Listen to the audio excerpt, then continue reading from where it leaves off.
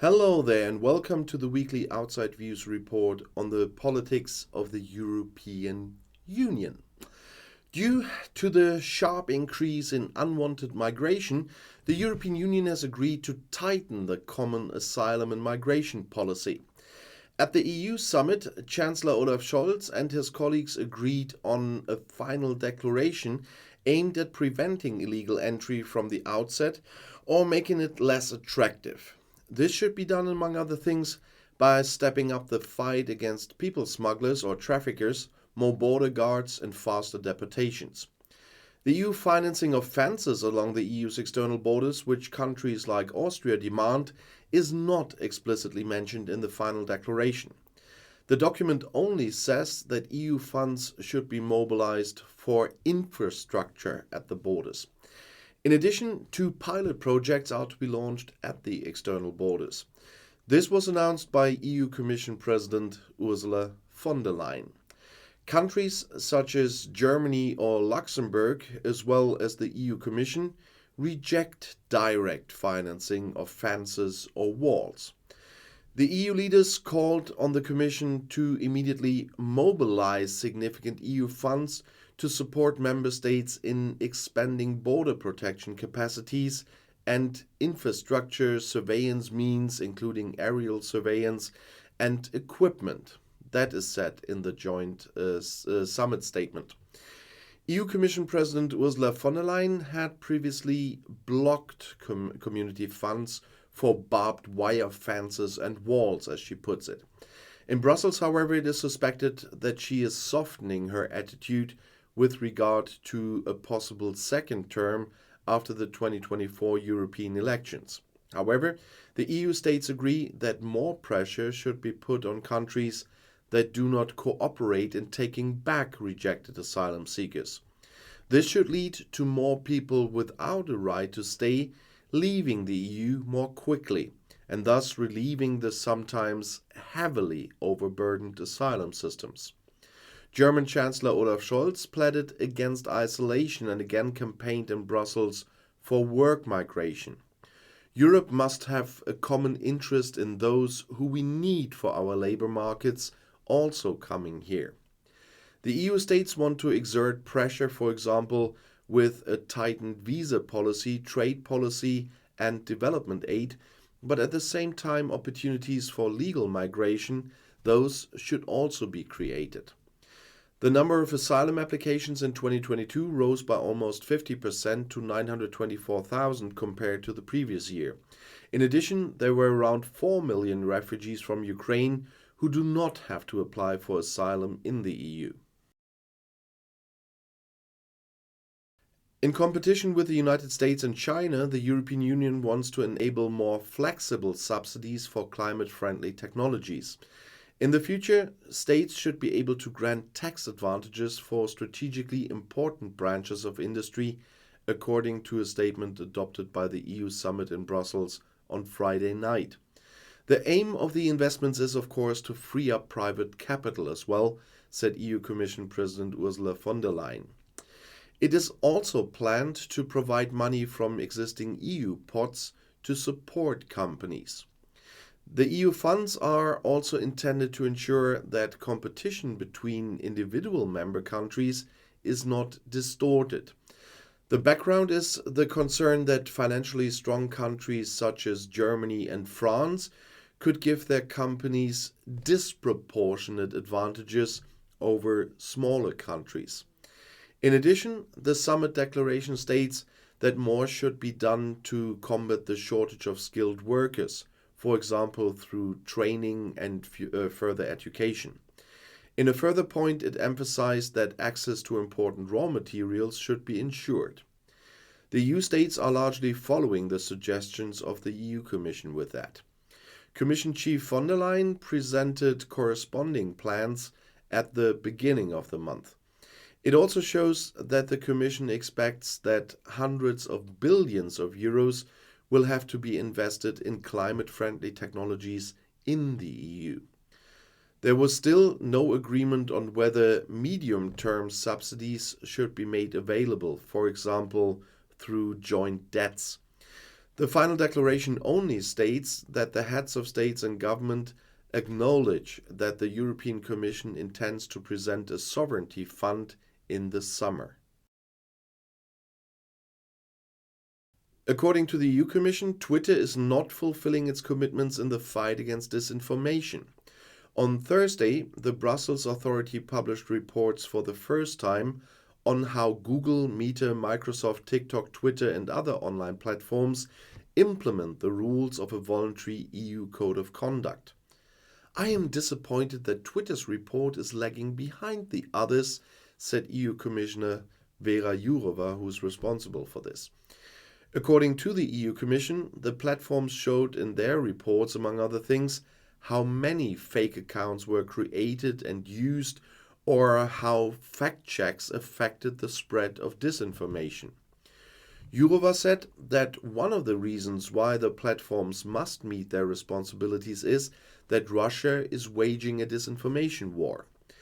According to the Commission, all platforms except Twitter submitted their reports on time and in full. Its reports contains little data. New vehicles driving on Europe's roads should become cleaner in the future. In November 22, the EU Commission presented a proposal for cars, vans, trucks and buses, the so-called Euro 7 standard. The second public consultation on this ended last week. The EU Commission proposes a plannable and realistic way to zero-emission vehicles in order to protect the health of citizens and the environment. At the same time, Europe's automotive industry should remain competitive. The proposal will contribute to better air quality, especially in cities. It controls not only the emissions from the tailpipe, but also the particles from the brakes and tires, which are the largest sources of emissions from electric vehicles. The new Euro 7 standard will therefore remain of great importance in view of the growing market share of CO2-free vehicles. And it will minimize one of the biggest sources of microplastics in the environment, that's the emissions from tires. By 2035, the Euro 7 regulations will reduce nitrogen oxides emissions from cars and vans by 35% compared to Euro 6, and from buses and trucks by 56% compared to Euro 6. At the same time, tailpipe particulate emissions are reduced by 13% for cars and vans and 39% for buses and trucks, while particulate emissions from cars' brakes are reduced by 27%. The proposal also regulates the durability of the batteries installed in the vehicles in order to increase consumer confidence in battery-powered electric vehicles. The proposal represents a major simplification and replaces two previously separate emission regulations for light commercial vehicles, that's cars and vans, and heavy commercial vehicles, that's trucks and buses. The signatories to the 2022 Code of Conduct Against Disinformation, including all major online platforms such as Google, Meta, Microsoft, TikTok and Twitter, launched a new transparency center and released for the first time the baseline reports on how they are putting the code's obligations into practice. Twitter was not as successful, as I said. Commission Vice President Věra Jourová explained in this context that she expects even more commitment from Twitter. The new Transparency Center will ensure that signatories' efforts and implementation of the commitments made in the code are visible and accountable.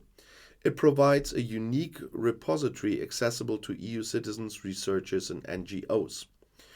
With baseline reports, the platforms offer insights and rich initial data for the first time, such as, for example, how much advertising revenue going to disinformation actors could be prevented, the number or value of political ads accepted and flagged or rejected, or uncovered cases of manipulative behavior, for example, the creation and use of fake accounts, and the information on the impact of fact-checking. All signatories have submitted their reports on time using an agreed harmonized reporting template that addresses all commitments and actions they have signed. That's, as I earlier stated, is not entirely true of Twitter, however, whose report provides little data and no information on commitments to empowering the fact-checking community. The next reports from the major online platforms that have signed the code are due in July and will provide further insight into the implementation of the code and more stable data for 6 months. The EU Commission wants to better prepare the EU and its member states for future emergencies and natural disasters such as earthquakes, floods and forest fires. To this end, together with the member states, it has defined 5 goals for strengthening disaster resilience in the field of civil protection. If a country's capacity to cope with an emergency is insufficient, it can request assistance through the EU Civil Protection Mechanism. Once the mechanism is activated, the EU's Emergency Response Coordination Center will coordinate and fund the assistance provided by the EU member states and 8 other participating states. That's Albania, Bosnia and Herzegovina, Iceland, Montenegro, North Macedonia, Norway, Serbia and Turkey, and that is offered spontaneously. The Union's disaster resilience targets identify priority areas and related specific targets to strengthen the disaster resilience of the EU Civil Protection Mechanism and the member states. The goals provide a non-binding common basis for supporting prevention and preparedness measures in the event of disasters affecting 2 or more countries at the same time. After the severe earthquakes in Turkey and Syria, many people are still buried under the rubble. After Turkey's activation of the EU Civil Protection Mechanism, 19 EU member states, that's Bulgaria, Croatia, Germany, Estonia, France, Greece, Italy, Malta, Netherlands, Austria, Poland, Portugal, Romania, Slovakia, Slovenia, Spain, the Czech Republic, Hungary and Cyprus, as well as Albania and Montenegro, in coordination with the EU Emergency Response Coordination Center and the Turkish authorities. 25 search and rescue teams were on their way to the hardest hit areas in Turkey to support first responders on the ground. 11 of these teams have arrived early. In addition, 2 medical teams were dispatched through the EU Civil Protection Mechanism to provide emergency medical care to the people affected. In total, European countries have so far provided 1,185 rescue workers and 79 search dogs. The EU Emergency Response Coordination Center also set up an EU Civil Protection team composed of experts from 11 member states, which was immediately deployed to Turkey to support the response. In Syria, the EU is in contact with its humanitarian partners on the ground and funds humanitarian organizations that conduct search and rescue operations or provide water and sanitation and distribute blankets and hygiene items in the affected areas. The EU is also assessing the extent of damage and needs in Syria after the earthquake in order to adjust its aid. The EU is examining all possibilities to continue to support the affected population in Syria. The Commission has proposed to support North Macedonia with macro-financial assistance of up to 100 million euros. The Commission is thus siding with North Macedonia, whose balance of payments has deteriorated rapidly with the Russian war of aggression against Ukraine due to its high dependence on imported electricity and fuel. North Macedonia also faces major challenges in repaying foreign debt in 2023, given the difficult financing conditions. The proposed assistance would help meet North Macedonia's financing needs in 23 and 24, supporting both fiscal sustainability and structural reforms. The proposal comes with a 24-month International Monetary Fund support program of up to 530 million euros. And this concludes today's video on the politics of the European Union. Of course, you will see my next video today on the Americas. I'll see you in my next video. I'll be back.